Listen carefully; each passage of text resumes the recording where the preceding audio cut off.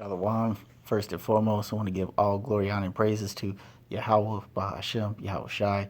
Double honors to the apostle elders of Great Millstone who rule well. And salutations to all you brothers out there pushing this word in love, truth, sincerity, and humility.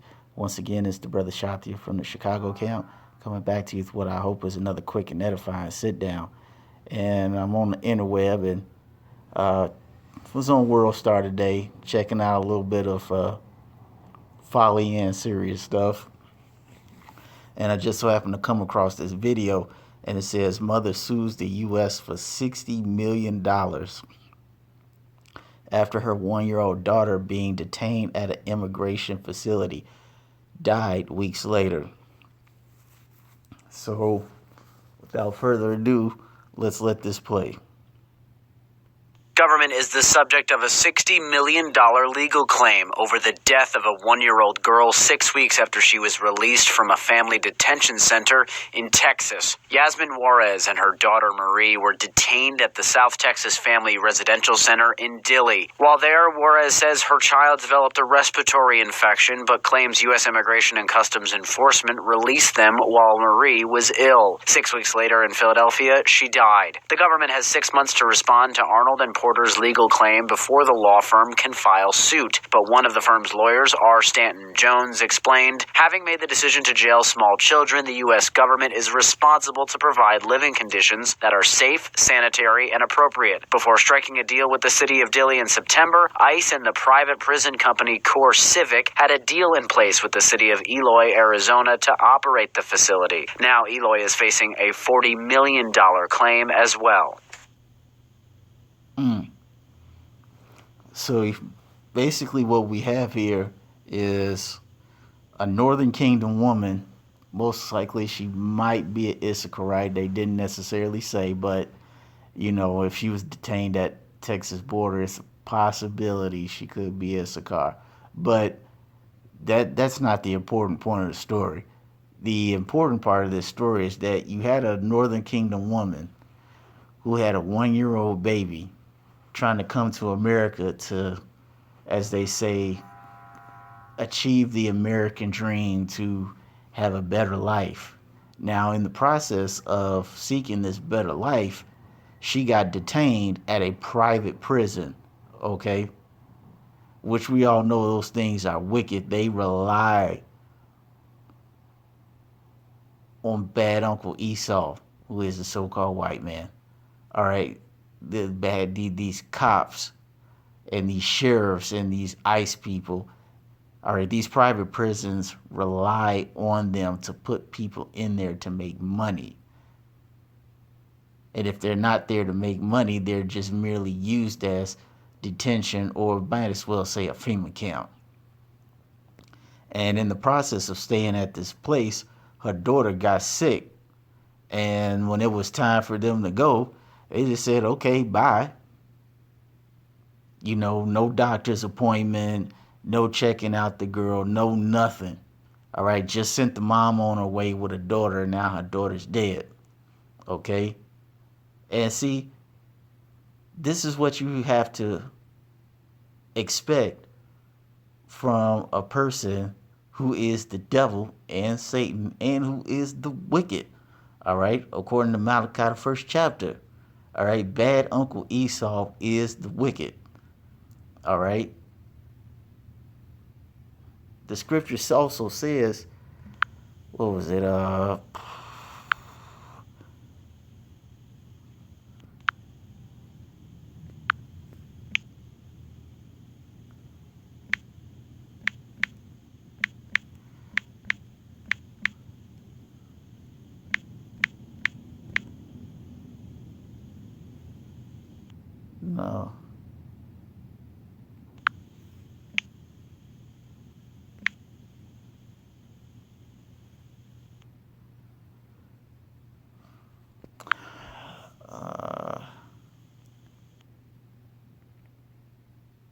I can't remember where it is, but it was basically saying that if, it might be in the Apocrypha, Ecclesiasticus, let me see, if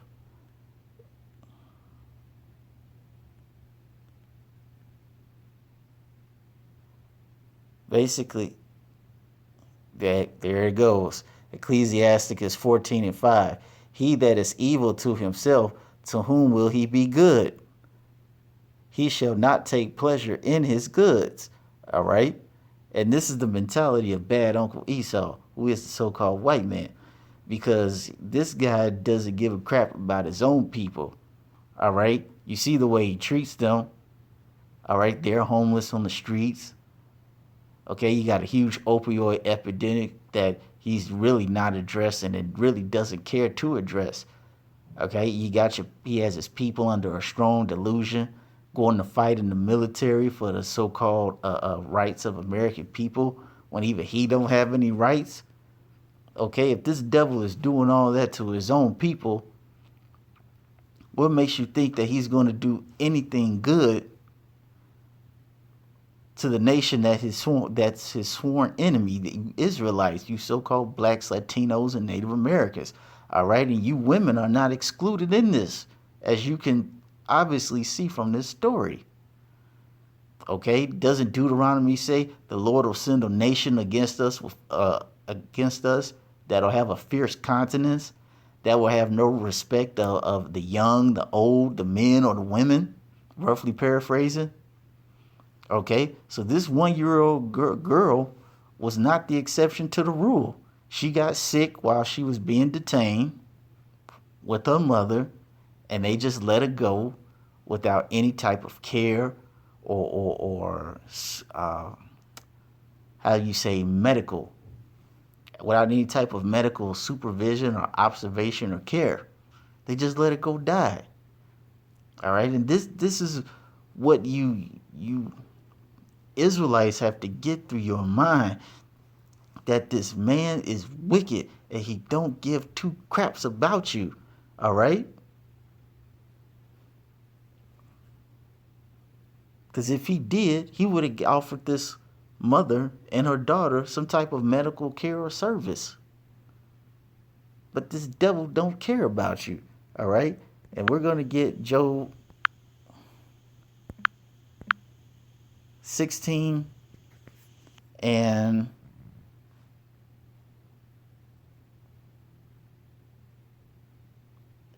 11.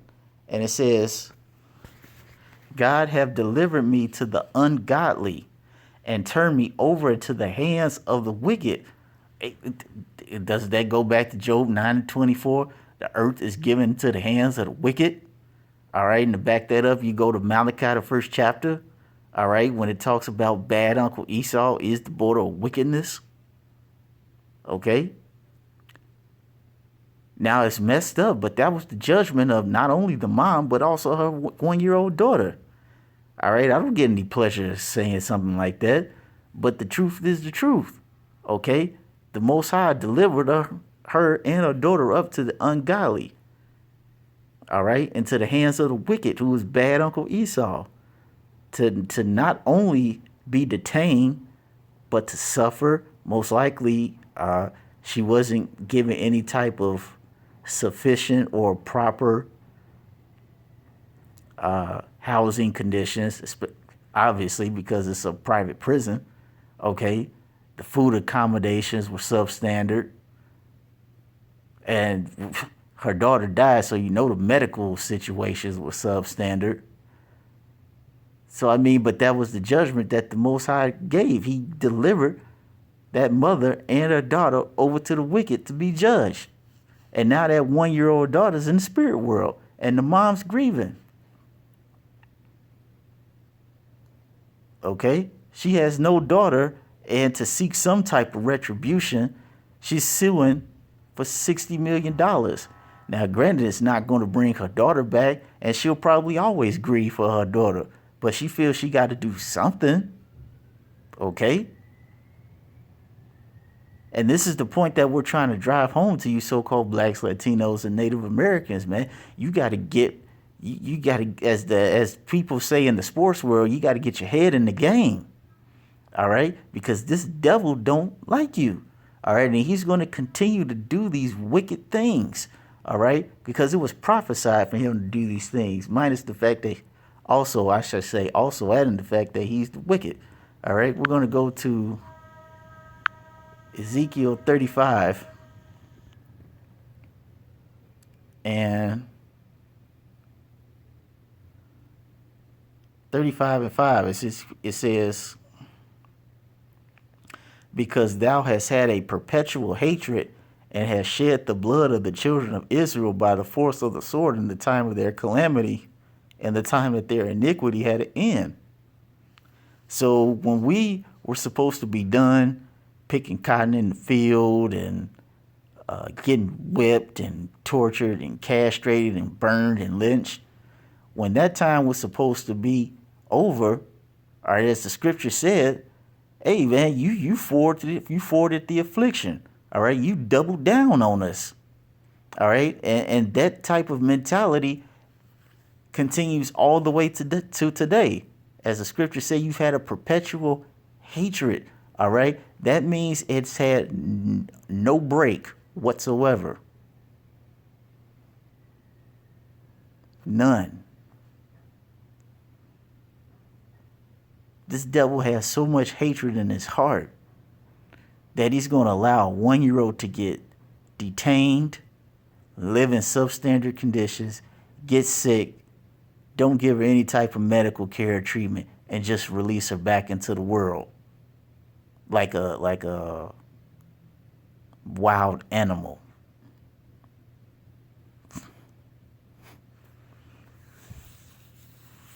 Like I said, you Israelites, you got to get your head in the game, all right?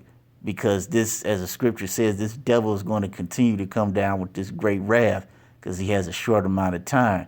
So these stories, there's going to be stories like this that are going to be more prevalent, more grotesque, more violent, and just downright disgusting, all right? Stories like this are going to start happening more frequently and with more intensity.